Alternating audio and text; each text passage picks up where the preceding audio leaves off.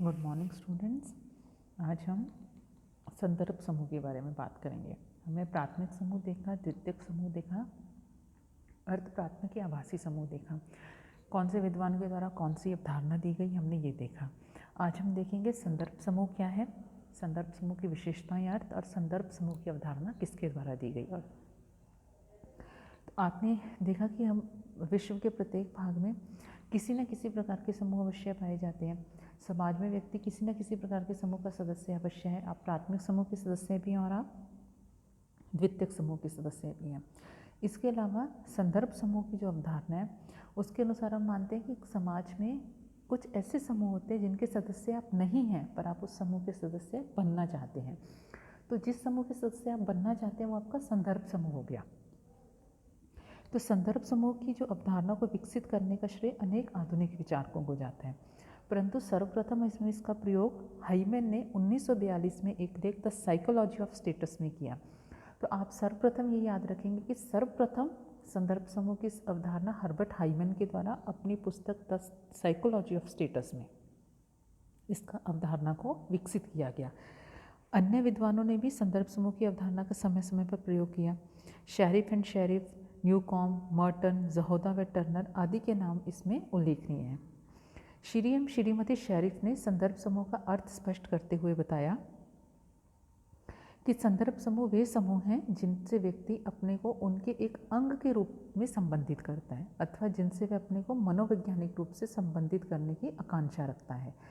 बोलचाल की भाषा में यदि हम देखें तो संदर्भ समूह वे समूह हैं जिनके साथ व्यक्ति एकात्मकता या घनिष्ठ संबंध स्थापित करता है या इस करने की आकांक्षा रखता है। तो श्रीमती शेरिफ की बुक क्या सी है, an outline of social psychology. Newcomb एवं टर्नर के अनुसार संदर्भ समूह वह समूह है जिसका व्यक्ति तुलना के लिए एक प्रामाणिक समूह के रूप में प्रयोग करता है, अर्थात एक ऐसा समूह जिससे व्यक्ति अपने मूल्य प्राप्त करता है। Doctor SC. दुबे के अनुसार संदर्भ समूह वह समूह होता है जिसके नियमों, व्यवहार प्रतिमानों, मनोवृत्तियों, आदर्शों व मूल्यों को व्यक्ति आदर्श मानकर अपने आचरण या व्यवहार में ढालने का प्रयास करता है। यह वह समूह है जिसका अस्तित्व प्राय व्यक्ति के मस्तिष्क में होता है। तो हमने देखा कि संदर्भ समूह क्या है कि आप उसके सदस्य नहीं, आप उसके सदस्य बनने की इच्छा या आकांक्षा रखते हैं और इसका अस्तित्व आपके मस्तिष्क में रहता है। तो इन परिभाषाएं जो हमने देखी दुबे की, शेरिफ की, न्यूकॉम की, तो इनके आधार पर हम कह सकते हैं कि संदर्भ समूह वह समूह है जिसका व्यक्ति सामान्य से सदस्य तो नहीं होता परंतु जिसका सदस्य बनने की वह आकांक्षा रखता है। यह वह समूह है जिसके साथ व्यक्ति मनोवैज्ञानिक रूप से जुड़ता है। इस समूह के मूल्य, आदर्श, व्यवहार प्रतिमान आदि व्यक्ति के व्यवहार को काफ़ी कुछ सीमा तक प्रभावित करते हैं। जैसे शूद्र जाति के उस व्यक्ति के लिए ब्राह्मण अथवा क्षत्रिय अथवा वैश्य जाति संदर्भ समूह होगा जिसका सदस्य तो वह नहीं है परंतु उसका सदस्य बनने की वह आकांक्षा या इच्छा रखता है, जिसके साथ वह मनोवैज्ञानिक रूप से अपने को संबंधित मानता है, जिसके अनुरूप अपने आचरण को ढालने का वह प्रयत्न करता है। तो संदर्भ समूह के तत्व या विशेषताएं क्या हो गई कि संदर्भ समूह वर्तमान समय में व्यक्ति अनेक समस्याओं परिस्थितियों का सामना करता है। आज व्यक्ति वह चाहता है कि अपने को किसी ऐसे समूह से संबंधित कर ले जिसकी समाज में प्रतिष्ठा हो और साथ ही जिसके माध्यम से उसकी आवश्यकताओं और इच्छाओं की पूर्ति हो।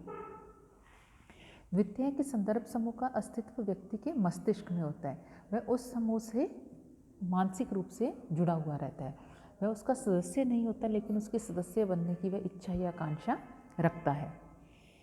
नेक्स्ट है व्यक्ति किस समूह को आदर्श या उच्च मानकर उसे अपना संदर्भ समूह बनाएगा, यह इस बात पर निर्भर करता है कि उसकी दृष्टि में कौन सा समूह प्रतिष्ठित है, किस समूह में उसकी महत्वाकांक्षाओं की पूर्ति संभव है तथा किस समूह के व्यवहार प्रतिमान को वह सुगमता से अपने में आत्मसात कर सकता है।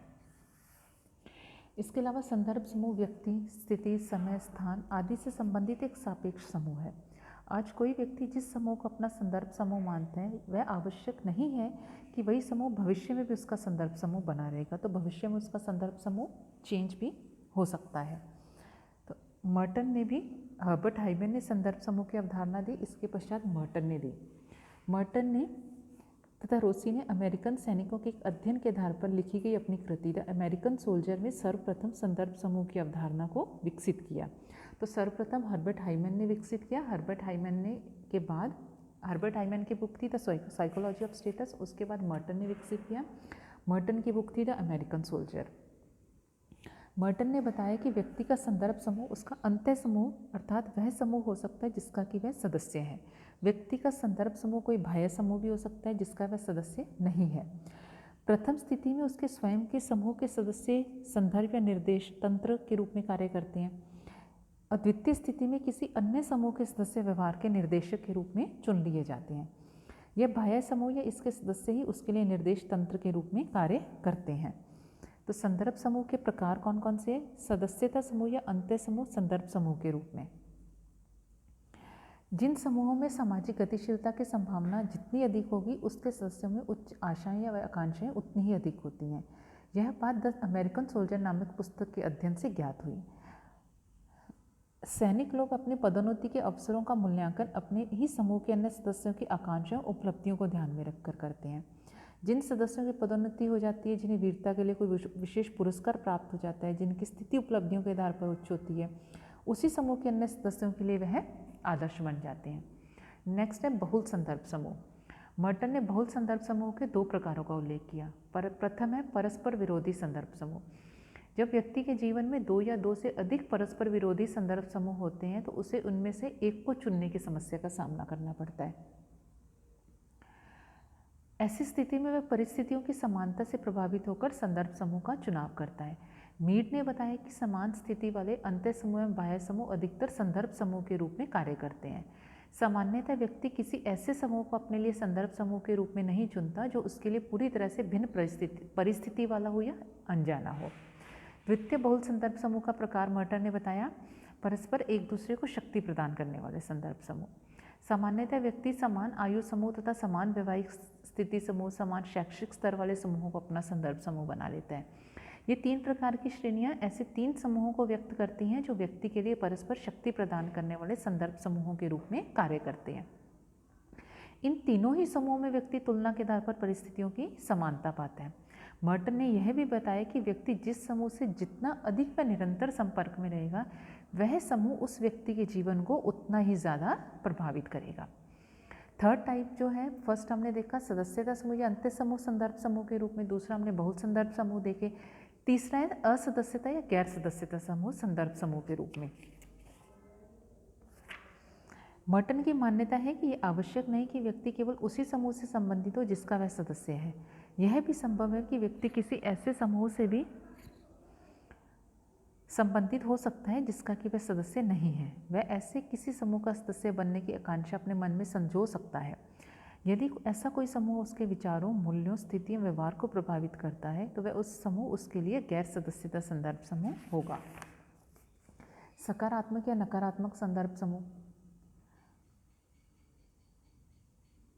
मर्टन कहते हैं कि संदर्भ समूह सकारात्मक या नकारात्मक भी हो सकते हैं। तुलनात्मक एवं आदर्शमूलक संदर्भ समूह भी हो सकते हैं। तो ये हमने संदर्भ समूह की देखी। अब संदर्भ समूह का मानव व्यवहार पर क्या प्रभाव पड़ता है, तो उसके जो कार्य या अपकार्य हैं वह व्यक्ति की सामाजिक स्थिति को ऊंचा उठाने में सहायक होते हैं। संदर्भ समूह कि जब व्यक्ति अपने लिए किसी संदर्भ समूह को चुनता है तो उसके मूल्यों, आदर्शों, आचरणों को भी अपने व्यक्तित्व में ढालने का प्रयास करता है। तो इस बात की संभावना अधिक रहती है कि वह उस ऊंची सामाजिक स्थिति उसकी उठ जाए। व्यक्ति के अग्रिम सामाजिकरण में सहायक होते हैं कि जिस समूह के आप सदस्य नहीं हैं, जिसके बनना चाहते हैं, उसकी अभिवृत्तियों, मूल्यों, आदर्शों, आचरणों को आप अपने व्यवहार में लाते हैं और उसके अनुरूप व्यवहार करने लगते हैं। तो आप उसके सदस्य नहीं हैं लेकिन आपका वो अग्रिम समाजीकरण कर रहे हैं, आप सीख रहे हैं पहले उसकी सभी चीज़ों को। सदस्यता समूह से संबंध टूटने या अलगाव की स्थिति रहती है कि कभी कभी आप जिस समूह के सदस्य बनने की इच्छा आकांक्षा रखते हैं तो आप उसी और ही ज़्यादा अधिक ध्यान देते हैं। तो आपका जो स्वयं का सदस्यता समूह है उससे भी आपके संबंधों के टूटने की आशंका बनी रहती है। तो भारत में हम संस्कृतिकरण और पश्चिमीकरण की प्रक्रियाओं को देखें तो जाति गतिशीलता के अध्ययन में हमने संस्कृतिकरण में देखा कि जो संदर्भ समूह है वो थे ब्राह्मण, क्षत्रिय, वैश्य। तो वहाँ पे अब केरल में व्यक्तिगत नामों तथा जातिगत नामों में परिवर्तन के रूप में संदर्भ समूह व्यवहार देखने को मिला है। श्रीनिवास ने कुरुग लोगों के अपने अध्ययन के आधार पर बताया कि इन्होंने आर्थिक एवं राजनीतिक शक्ति के माध्यम से अपनी स्थिति को समूह के रूप में ऊपर उठा लिया, अपनी श्रेणी को ऊंचा कर लिया। इस प्रकार के उदाहरण हमें देश के अन्य भागों में भी देखने को मिलते हैं। भोजन, पोशाक, निवास, शिक्षा, व्यवसाय इत्यादि पर भी हमें संदर्भ समूह का प्रभाव देखने को मिलता है। व्यक्ति इनमें अपने संदर्भ समूह के अनुरूप परिवर्तन कर लेता है। सामाजिक प्रतिष्ठा के आधार पर व्यक्ति जिस समूह को अपना संदर्भ समूह मानता है उसी के व्यवहार प्रतिमानों को अपनाकर उसके अनुरूप बनने का प्रयत्न करता है। यहाँ एक बात हमें अवश्य ध्यान रखनी चाहिए कि दामले तथा प्रोफेसर श्रीनिवास ने जब ब्राह्मण, क्षत्रिय और वैश्य मॉडल की बात की, वहाँ साथ ही देश के विभिन्न भागों में, गांवों, नगरों, महानगरों में हमें संदर्भ समूह के अलग अलग मॉडल भी देखने को मिलते हैं। कई स्थानों पर कुछ जातियों ने वर्ग का नया रूप भी धारण कर लिया है। वहाँ किसी वर्ग विशेष को संदर्भ समूह के रूप में अपनाकर अपनी श्रेणी को ऊंचा उठाने का प्रयास कर रहे हैं। तो हमने देखा कि संदर्भ समूह का मानव व्यवहार पर अनेक रूपों में प्रभाव पड़ता है। तो संदर्भ समूह क्या है कि जिस समूह का व्यक्ति नहीं है पर उसका सदस्य बनने की वो इच्छा या आकांक्षा रखता है और उसी के अनुरूप ही अपने उसके जो मानक हैं, मूल्य हैं, विचार हैं, व्यवहार में अपनाने का प्रयास करता है, तो वो व्यक्ति उसका संदर्भ समूह, वो समूह उसका संदर्भ समूह उस व्यक्ति का। तो इसकी अवधारणा सर्वप्रथम हर्बर्ट हाइमन ने दी। हर्बर्ट हाइमन ने द साइकोलॉजी ऑफ स्टेटस में दी। उसके बाद मर्टन ने इस अवधारणा को विकसित किया। मर्टन की बुक क्या थी? The American soldier. तो आप इन चीज़ों को याद रखेंगे। ये था हमारा संदर्भ समूह की अवधारणा। तो आपसे संदर्भ समूह की अवधारणा को सर्वप्रथम किसने विकसित दिया? मर्टन ने अपनी कौन सी कृति में विकसित किया? संदर्भ समूह को परिभाषित कीजिए। संदर्भ समूह की अवधारणा एक लाइन में लिखिए। ऐसे आपके क्वेश्चंस आ सकते हैं। तो आपको इस अकॉर्डिंग ही अपने आंसर्स को तैयार करना है।